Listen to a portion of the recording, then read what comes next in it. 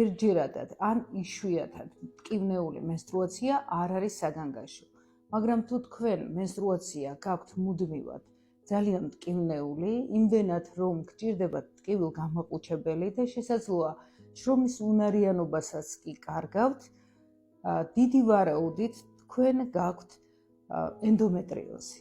ენდომეტრიოზი ეს არის მდგომარეობა, როცა საშვილოსნოს ღრუს ქსოვილი, რომელიც ჩვეულებრივ ჰორმონების ზემოქმედებით იზრდება საშვილოსნოს ღრუში და menstruatsiyis დროს ის ჩამოიშლება menstruალური გამონადენის სახით, აი ეს ქსოვილი, მისი მსგავსი ქსოვილი მდებარეობს სხვა ორგანოებში, ანუ საშვილოსნოს ღრუს გარდა არის სხვაგან, იქ სადაც ის არ უნდა იყოს.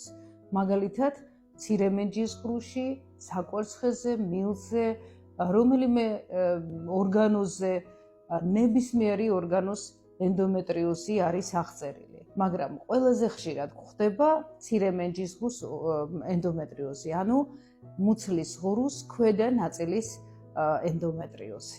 ტკივილის მექანიზმი მდგომარეობს იმაში, რომ როცა ჰორმონების ზემოქმედებით საშვილოსნოს ღრუს ქსოვილი ენდომეტრიუმი იზრდება და ჩამოიშლება და ეს ხდება ციკლურად, იცით რომ menstruatsiები გარკვეულ პერიოდში, მაგალითად თვეში ერთხელ მოდის, აი იგივენაირი ცვლილებები ხდება ენდომეტრიუმის ქსოვილში, რომელიც მდებარეობს სხვა ორგანოებში, ანუ საშვილოსნოს ღრუს გარეთ. ისიც იზრდება, სქელდება და menstruatsiyis დროს, როგორც მოდის menstruatsiya, მსგავსად ის ჩამოიშლება მაგალითად მუცლის ღრუში, რაც იწვევს ძლიერ ტკივილს და ადგილობრივ ანთებას. როგორ მკურნალობთ ენდომეტრიოზს და საერთოდ როგორ მკურნალობთ მტკივნეულ menstruatsiებს.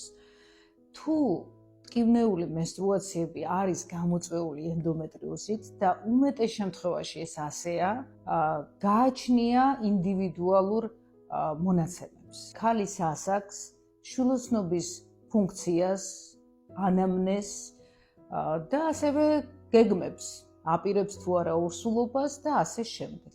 პირველი ხაზის მკურნალობა ეს არის ჰორმონალური პრეპარატები, რომლებიც თრგუნავენ საკვერცხების ფუნქციონირებას და შედეგად ენდომეტრიუმი არ იზრდება იმ ზომამდე, როგორც ჩვეულებრივ და აქედან გამომდინარე menstruალური გამონადენი მცირდება და მცირდება ის გამონადენი ასევე მუცლის ღრუშიც ან სხვა ორგანოშიც, სადაც ის მდებარეობს და შედეგად ტკივილი ნაკლებია ან შეიძლება სულაც არ იყოს. თავად ჰორმონალურ პრეპარატებს შორის კეთდება არჩევანი, ეს შეიძლება იყოს ორფაზიანი, შეიძლება იყოს ერთფაზიანი, შეიძლება არსებობდეს უკუჩვენება და ვერ დავნიშნოთ ჰორმონალური პრეპარატი, მაშინ ინიშნება ინდივიდუალური მონაცემებიდან, ჩივილებიდან გამომდინარე ტკივილ გამაყუჩებლები გარკვეული სქემით და შეიძლება ჩატარდეს